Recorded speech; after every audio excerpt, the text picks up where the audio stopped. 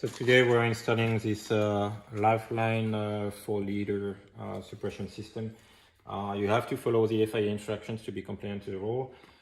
When we look at the rules, the manufacturer and the bottle have to be listed in the current list of FIA approved manufacturers. So one thing is that, like, this bottle is certified until 2023, but if you look in the FIA technical list 16, the FIA homologation for this kind of model expires at the end of 2022. I think it's October 2022. When Lifeline renews their homologation, if they renew it for this model, it's going to be fine. If they don't renew it for this model and do it for another model, this bottle is going to expire on 10/2022. So be careful when you select a model of a bottle. Go check, especially if it's an FIA one, go check the current homologation of the model to see when it's going to expire, so that you don't choose a bottle that's going to expire in 6 months. Okay, so for the position of the bottle of the fire suppression system, there is a kind of a recursive reference between the rule. The manufacturer says it has to be within the roll cage and follow Article 7.2 of the FIA. Article 7.2 of the FIA says follow the manufacturer recommendation, but they also say that you are allowed to put the bottle in the trunk as long as it is 30 centimeters away from any body panel in a horizontal direction. So here I have a bottle that is about the same size. It's slightly 2 inches shorter than the regular bottle, and you have to have 70 centimeters, about a foot. So you have to be a foot away in all directions from any body panel. So that would be the closest the bottle could be from the back of the car. The manufacturer says it cannot be this way. It has to be transversal. The reason they don't want the bottle this way is if you have a frontal impact, they don't want the bottle to become a projectile in the car. That's why it has to be transversal. And even with that, you need to have anti-torpedo tab to prevent the bottle from going either way. We have enough room behind the seat to fit the bottle. It's going to be lower center of gravity and also less room for the bottle to move in case of a crash. It comes with anti-torpedo tabs on the brackets at the bottom, and we'll show you once it's installed in place. So right now we are just mocking up the location, making sure everything is gonna fit in place. They give you those dampers to put under the brackets. So top of the bracket is gonna come here. That's gonna go through the floor. We're gonna put some backing plate washers under the floor to hold that in place. Good. So the two brackets have an anti-torpedo tab at each end, one here, one there. They are mounting on dampers, so the dampers are going through the floors with backing plates and lock nuts and nuts on the back. You can see that. And here at the top, it's another locking nut and the nut. Here there is some foam. We are not going to remove the protective tape here. It's just going to be up, and so this way the bottle is not going to take all the vibration from the car. It's going to be dampened. You get the clamps through the brackets, and now we are going to put the bottle in place and lock it in place so that we can finish our piping.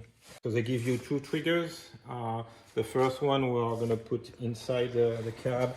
So here we just drilled a hole at the top of his dash panel. You slide the release in like this. There's a backing nut and washer that we are going to slide through this. So washer first, then the nut. And that will go all the way there to be tightened.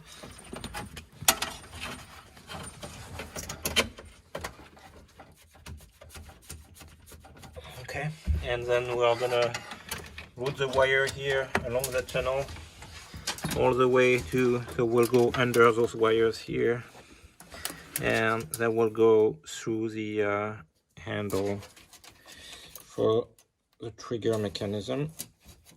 So that goes through here and here. So we'll probably cut the cable or adjust it to length once we have it in place. And then you have this locking tab. So you slide that through the wire and lock it in place with a screw. Okay, so for the external pull, there is a hole from the factory here. There was this small plastic grommet. Not sure what was actually going through there originally, but so we just enlarged this hole a bit so that we could fit the adjustment in here. It's perfect. It's clearing the hood, the opening of the hood. Originally, we tried to make a hole here. You can see it also fits in there, but if you have the stock blower in the car, that's not going to fit. It's going to hit the blower box down there. And I think the best next thing, if you don't want to put it anywhere close to here, is going to be directly on the hood. You could. So here we're going to route the cable. If we were going through the hood, we would have routed the cable through the firewall with the rest of the wiring here. That's where the nozzles are going to come out. So your option would be to drill somewhere here, use one of those holes of the hood, and then you can route the cable through here. But here, this factory hole here is perfect. It has a right angle, and it comes directly under the dash. I'm just going to show you here.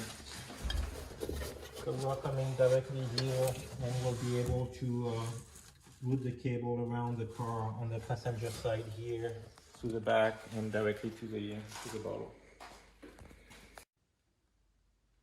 Okay, so you can see here it's secured in place with the nut and the washer in the back on the other side of the firewall. And here we just took this the piece of trim. It was already broken in half, so that made it convenient. We just cut a tab there so that now we can just slide it in like this in place. I'm hitting something over there.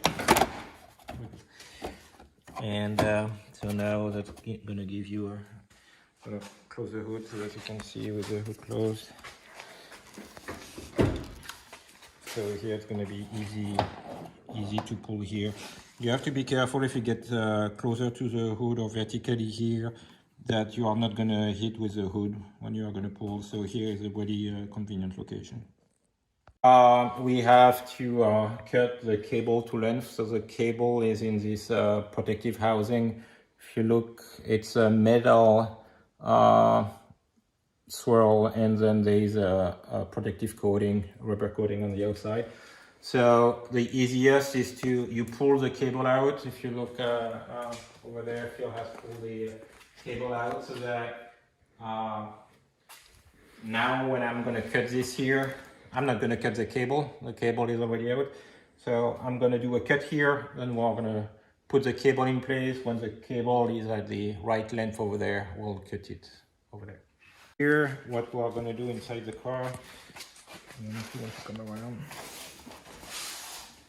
What Lifeline says is that the nozzle should be pointing down from the dash toward the feet. So we're going to use the dash bar over there. And here I'm going to have two nozzles here pointing on the co-driver side.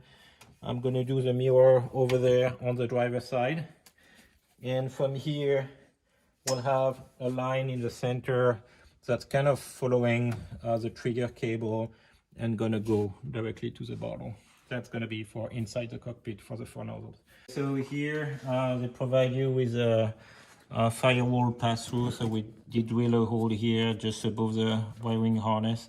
It doesn't have the blower behind, so it's completely open.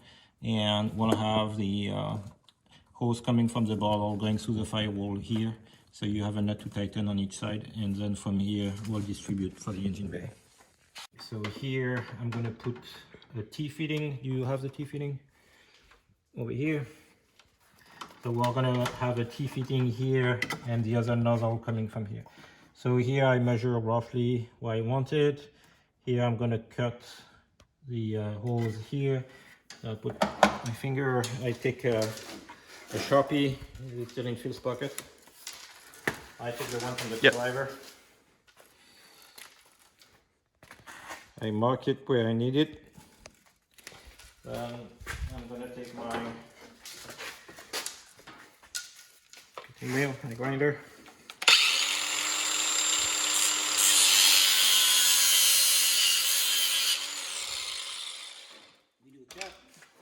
Then I take my little drill bit to deburr everything that wouldn't have been cut sharp there.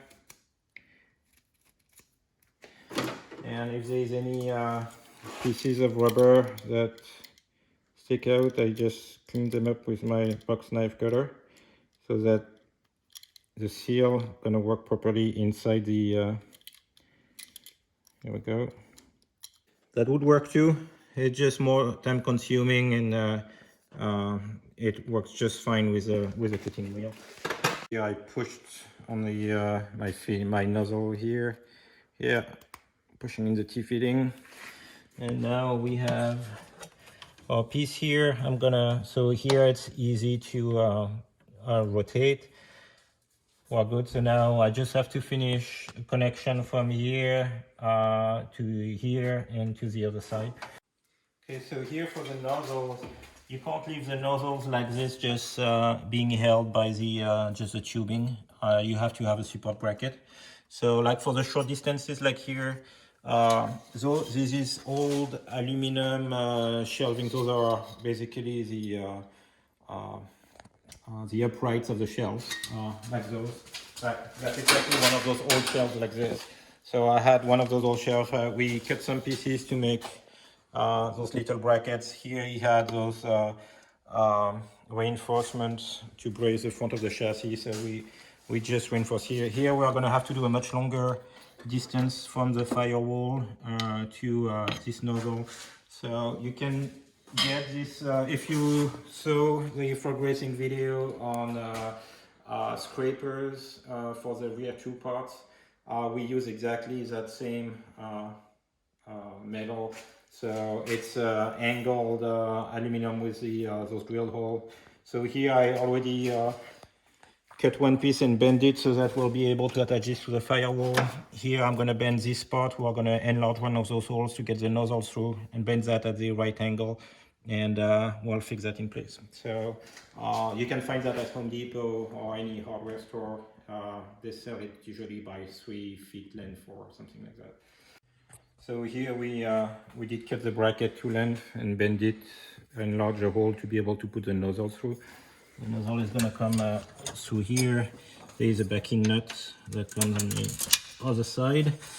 So here what we are going to do, instead of drilling through the firewall, there is a stud coming out of the clutch master, and we're just going to reuse the hole here with a nut.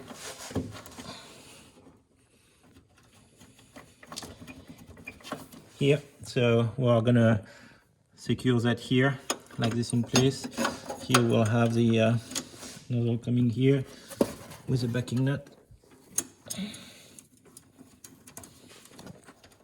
So here we have our bottle on the dampers, 2 clips holding it together, anti-torpedo tab front and back.